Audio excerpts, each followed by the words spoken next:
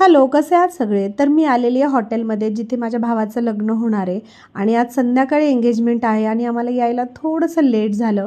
आणि ही आहे माझ्या मम्मी पप्पांची रूम जिथे आम्ही सगळं सामान आणून टाकले.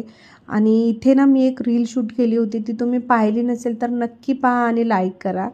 आणि त्यानंतर ही आहे माझी रूम जिथे आम्ही मेकअप वगैरे करणार आहेत. सध्या माझ्या बहिणीचा मेकअप चालू आहे, त्यानंतर माझ्या मम्माचा होणार आहे आणि त्यानंतर माझा होणार आहे. आणि तोपर्यंत मी रूम वगैरे पाहत होते. रूम मात्र खूप सुंदर होत्या आणि त्यांनी मला कबड वगैरे पण दिलेलं, पण मी जास्त काही कबडमध्ये सामान नाही टाकलं, कारण एक एक मी वस्तू काढायला लागेन आणि त्याच्यात भरेन आणि मग मला काही बॅग इकडे तिकडे शोधावे लागतील. त्याच्यामुळे मी काय केलं, सगळे बॅगमध्येच ठेवलं सामान.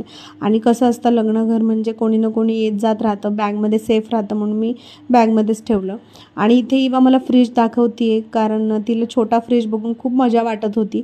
आणि एके बाजूला माझी वहिनी आणि माझी मम्मा शिदोरीची तयारी करतात.